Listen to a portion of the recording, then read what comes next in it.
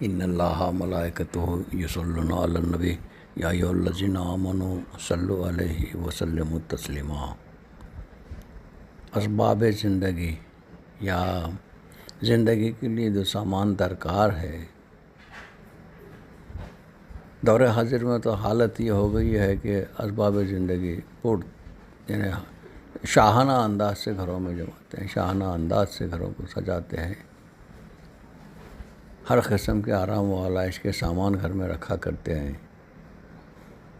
لیکن سنیے، حضرت بی بی رابعہ بصری رحمۃ اللہ علیہ نہایت غریبی اور مسکنت میں زندگی بسر فرماتی تھیں۔ یعنی اولیاء اللہ کی زندگیاں کیسی ہوا کرتی تھیں وہ پیش کر رہا ہوں میں۔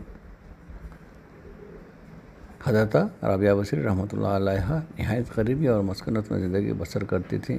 ایک دن حضرت مالک بن دینار رحمۃ اللہ علیہ بی بی رابعہ بصری کی خدمت میں حاضر ہوئے۔ دیکھا کہ آپ کی کل کائنات یا کل دنیا صرف ایک ٹوٹا پھوٹا مٹی کا لوٹا، پھٹا پرانا بوریا اور ایک اینٹ ہے، پھٹا پرانا بوریا اور ایک اینٹ ہے۔ اسی لوٹے سے آپ وضو فرماتے ہیں، اسی سے پانی پیتے ہیں، اسی کو ضروریات کے لیے بھی لے جاتے ہیں یا استعمال فرماتے ہیں، اور اسی بوری پر بیٹھتے ہیں اور اسی اینٹ پر سر رکھ کر سو جایا کرتے ہیں۔ حضرت مالک بن دینار رحمۃ اللہ علیہ نے ان کی اس حالت کو دیکھ کر بہت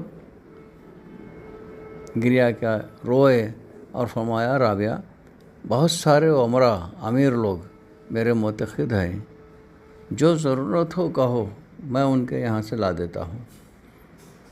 تب حضرت بی بی رابعہ بصری رحمۃ اللہ علیہ نے حضرت مالک بن دینار رحمۃ اللہ علیہ سے فرمایا، مالک تم غلطی پر ہو، سب کو روزی دینے والا اللہ ہی ہے۔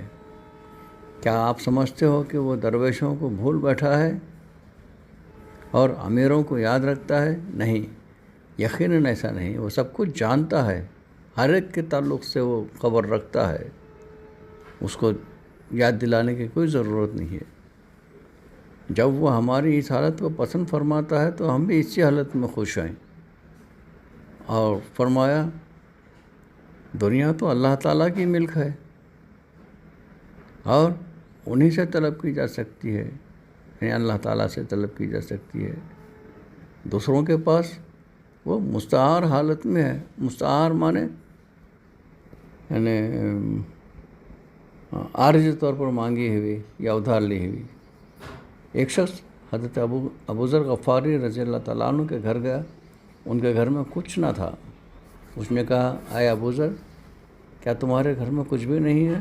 آپ نے اس سے فرمایا، میں اپنے گھر کا سارا اثاثہ دوسرے گھر میں بھیج دیتا ہوں۔ جب اس گھر میں مجھے رہنا ہی نہیں ہے تو پھر یہ اثاثہ جمع کر کے کیا کروں؟ اگر یہاں اثاثہ جمع کروں گا تو میں تھوڑا ہی وہ میرے ساتھ آئے گا وہ، بلکہ اللہ تعالیٰ اس گھر میں مجھے رہنے ہی نہیں دے گا۔ ان اللہ ملائکتہ یصلون علی النبی یا ایھا الذین آمنوا صلوا علیہ وسلموا تسلیما۔